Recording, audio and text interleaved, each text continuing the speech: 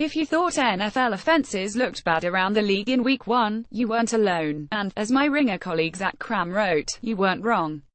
Teams were far less efficient moving the ball and scored fewer points in Week 1 compared to recent opening week and season-long historical averages. Veteran and rookie quarterbacks alike struggled, and ground games were all but non-existent for the majority of teams. In a league that's continually changing old rules and building new ones to protect quarterbacks, encourage passing, and cultivate more scoring, defenses won the week.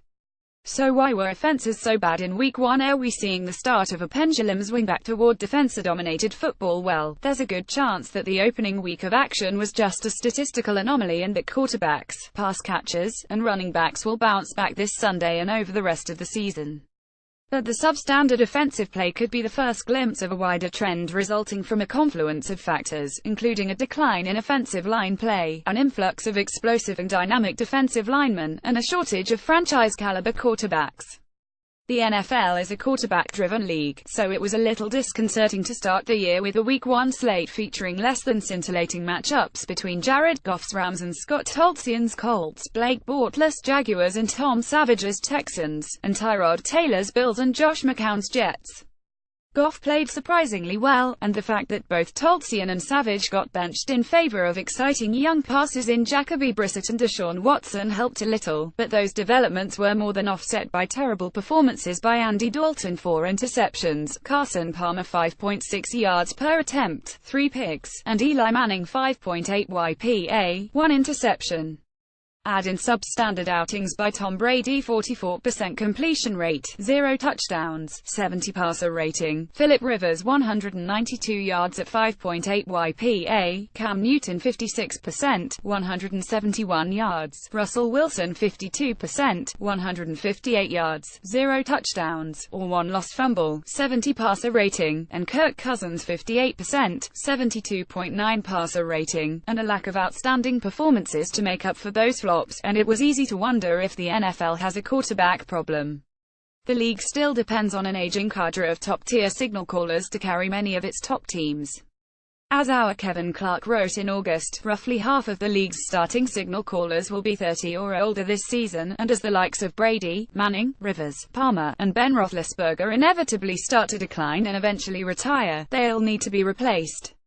But, as Clark and former player, scout, and current NFL Network analyst Bucky Brooks noted, teams are nearing a crossroads. Coaches and evaluators may have to adapt their way of thinking, evaluating, teaching, and playing in order to reflect the changing nature of the game, particularly on offense, where the college game is increasingly pervasive.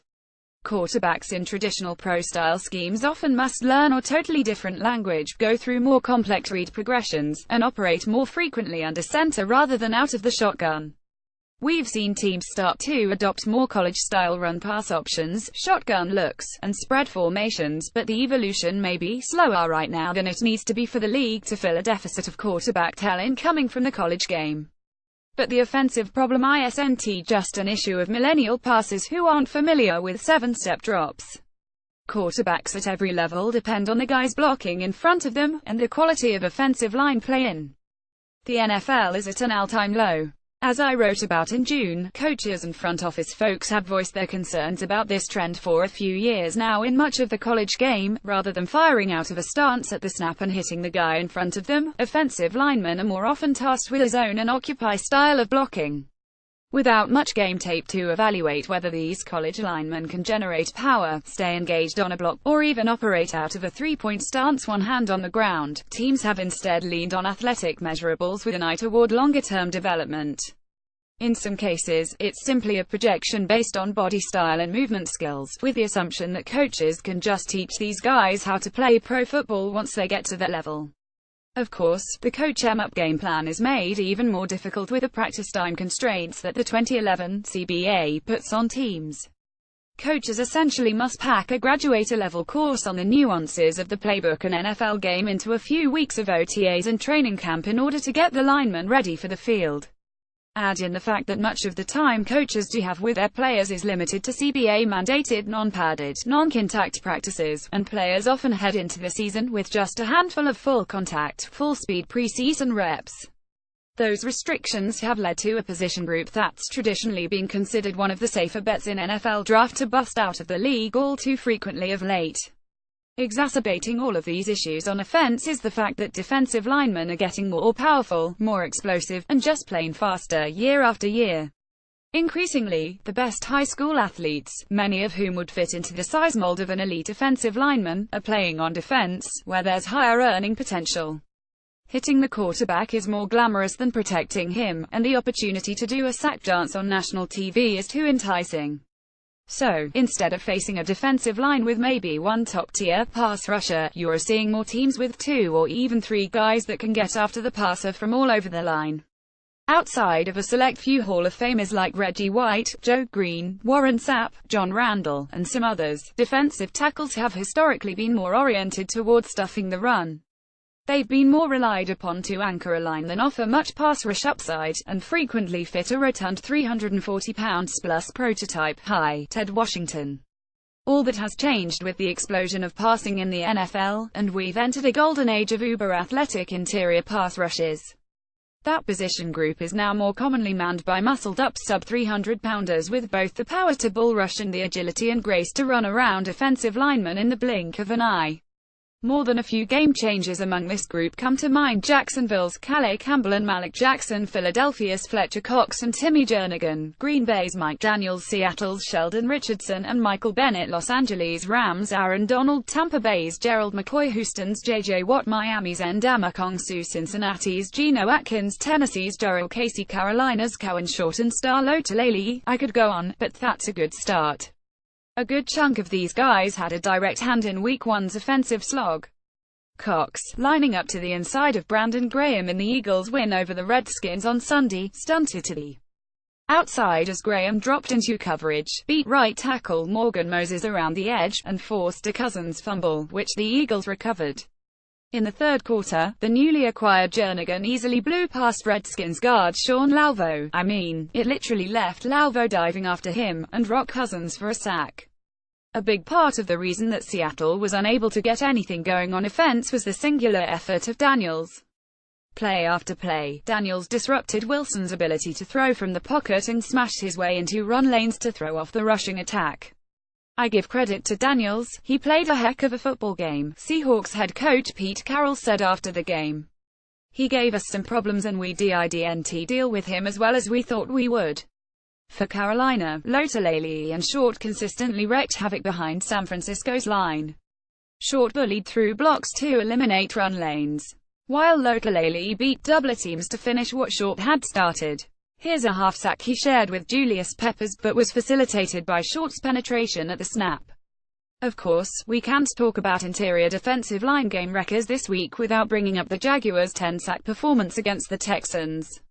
I already broke down Campbell's big 4-sack day Sunday, but Jackson deserves a lot of the credit as well after finishing with a near-sack forced fumble which was eventually called an incomplete pass, a sack, and a tackle for a loss, all shown below.